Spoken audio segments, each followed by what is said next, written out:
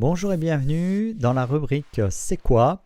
Aujourd'hui, on parle de calories pour comprendre l'énergie qui nous fait vivre. Tout d'abord, qu'est-ce qu'une calorie? Une calorie représente la quantité d'énergie nécessaire pour élever la température d'un gramme d'eau d'1 degré Celsius. Dans le contexte nutritionnel, nous utilisons souvent le terme kilocalories pour exprimer l'énergie que nous consommons à partir des aliments. Alors là-dessus, le seul problème, c'est déjà de comprendre que dans votre corps, il n'y a pas une température homogène. Vous avez des zones qui sont plus ou moins chaudes et surtout que le type d'eau que vous avez dans votre corps n'est pas de la même nature que celle que vous allez boire au verre. On va retrouver 3 grandes catégories de nutriments, donc les glucides, les protéines, les lipides. On parlera un peu de l'alcool, mais ce n'est pas bien sûr un nutriment essentiel. Les glucides sont qualifiés d'énergie rapide. Ils fournissent 4 kilocalories par gramme.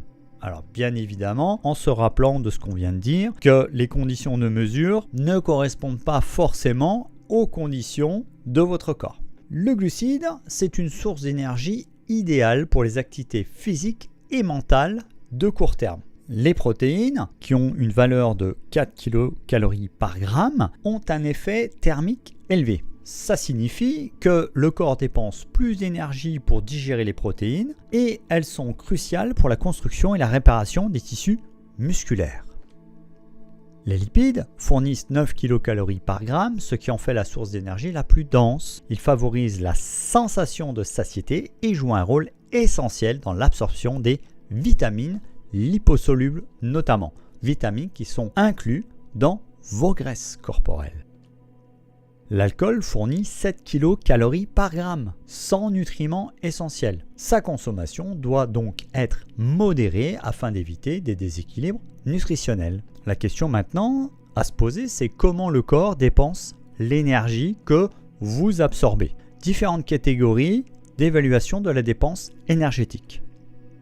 La première catégorie, c'est ce qu'on appelle le métabolisme de base. C'est ce qui représente la quantité d'énergie que votre corps dépense au repos pour maintenir ce qu'on appelle les fonctions vitales, telles que la respiration, la circulation sanguine et la régulation de la température corporelle. Enfin, 60 à 75% de l'énergie totale dépensée par un individu provient de ce métabolisme de base. L'activité physique englobe toutes les formes d'exercice que l'on pratique, qu'il s'agisse de sport ou de mouvements quotidiens, comme monter des escaliers, faire du jardinage ou se promener. Elle représente une part significative de la dépense énergétique quotidienne et peut varier considérablement d'une personne à une autre. Le NEAT, c'est l'activité non-exercice. Donc ça veut dire qu'en dehors de ce qu'on a vu juste avant, on fait référence à toutes les dépenses énergétiques qui ne sont pas liées à l'exercice formel. Alors pour le coup, les actions quotidiennes comme se lever, marcher ou même gesticuler en parlant. Souvent négligée, cette activité peut malgré tout contribuer de manière significative à la dépense énergétique totale. Enfin, la thermogénèse des aliments, c'est-à-dire que pour assimiler, pour digérer votre aliment, il va falloir que votre corps dépense de l'énergie. Cette dépense énergétique varie en fonction des types d'aliments consommés. Enfin, la thermogénèse des aliments est l'énergie dépensée lors de la digestion et du métabolisme des aliments. Cette dépense énergétique varie en fonction des types d'aliments consommés. Les protéines ayant un effort thermique plus élevé que les glucides et les lipides. Cette thermogénèse est d'environ 10% de l'apport calorique total. Un point important à bien prendre en compte, c'est la qualité versus la quantité.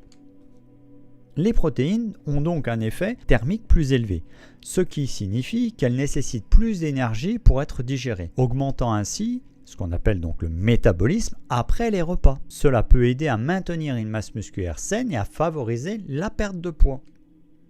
Les glucides, lorsqu'ils sont consommés, entraînent des pics de glycémie, ce qui peut provoquer une sensation de faim accrue par la suite. Cela peut influencer les choix alimentaires et le niveau d'énergie dans la journée, en faisant donc varier la réponse hormonale.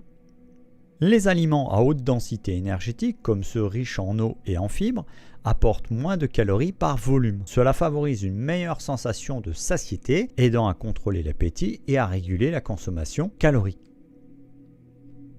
Les pièges du comptage calorique.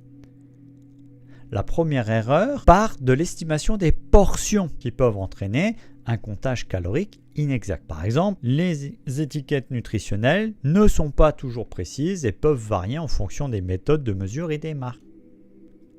Chaque individu a un métabolisme unique, influencé par des facteurs tels que la génétique, l'âge et la composition corporelle, ce qui rend les recommandations caloriques générales inexactes pour de nombreuses personnes. Des facteurs comportementaux comme le sommeil, le stress jouent un rôle crucial dans la gestion de l'appétit et la dépense énergétique. Également, un manque de sommeil peut augmenter les envies de nourriture et le stress peut modifier le métabolisme. Il existe des outils utiles pour définir son niveau de calories. Alors bien évidemment, il existe des applications de suivi, des trackers d'activités variées. Le seul problème là-dedans, c'est que les données collectées ne vont pas forcément correspondre exactement à ce qui se passe dans votre corps. Que faire dès demain ? Premièrement, privilégier les protéines au repas méridien. Deuxièmement, intégrer des légumes riches en fibres. Troisièmement, planifier des pauses actives. Quatrièmement, utiliser les escaliers régulièrement. Cinquièmement, de manière optionnelle, tenir un journal alimentaire. Si cette capsule t'a permis d'y voir plus clair sur la notion de calories, je t'invite à liker, à partager et à commenter et à me retrouver pour le prochain épisode.